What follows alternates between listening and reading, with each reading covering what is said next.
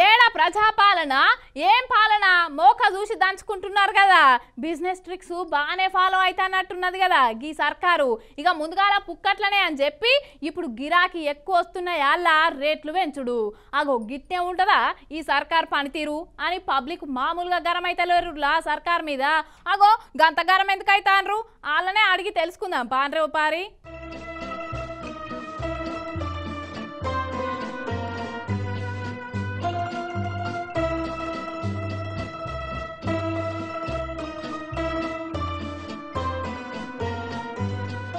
మహాలక్ష్మి పథకం కింద ఆడోళ్లకు ఫ్రీగానే బస్సు పెట్టింది కదా సర్కారు.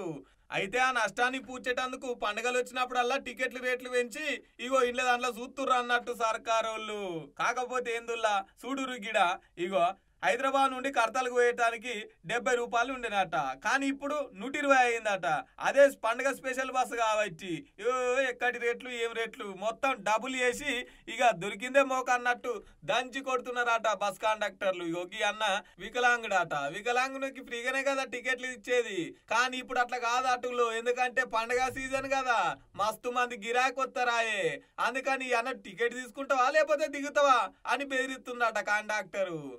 స్పెషల్ బస్ అనేటువంటిది ఎందుకు రాదు? స్పెషల్ బస్ అనేటువంటిది ఉంటే హాఫ్ టికెట్ అనేటువంటిది ఖచ్చితంగా రావాలి కదా.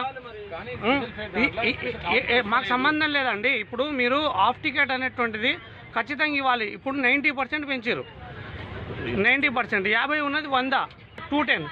ఈ ప్రజాప్రభుత్వం అనేటువంటిది ఇదేనా? ప్రజాపాలనలో ఇదేనా? రేవంత్ రెడ్డి గారికి కూడా మేము చెప్తా ఉన్నాం,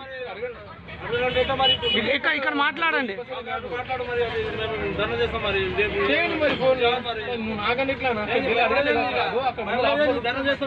సంక్రాంతి పండుగ కదా, పట్నంలో ఉన్న వాళ్ళు ఊళ్ళలో పోవాలన్నా, హైదరాబాద్ ఉన్న వాళ్ళు ఆంధ్రాకు పోవాలన్నా, ఇక ఎక్కడ పోవాలన్నా ఏం చేయాలన్నా బస్సే కదా. అందుకని చెప్పేసి గిరాకీ ఎక్కువైంది కాబట్టి పీరం రేట్లు పెంచిరా అన్నట్టు. భలే ఉంది పోర్రి బిజినెస్. పేరుకేమో ప్రజా ప్రభుత్వం, చేసేటి అని గిసొంటి పనుల అని చెప్పేసి అన్న గట్టిగానే గరం అవుతాడు. మీదమ్మా నీకెందుకంటే మాకు కావాలి పైసలు ఇచ్చుకున్నాం మేము టికెట్. నువ్వు వేరే బస్కి ఎక్కాలి, స్పెషల్ బస్ ఎక్కించుకోను. ఏం సర్కారు ఏంది కథ, గిట్లా మోక చూసి దెబ్బ కొట్టబడుతుంది కదా పబ్లిక్ ను అని చెప్పేసి గట్టిగానే గరం అవుతున్నారు.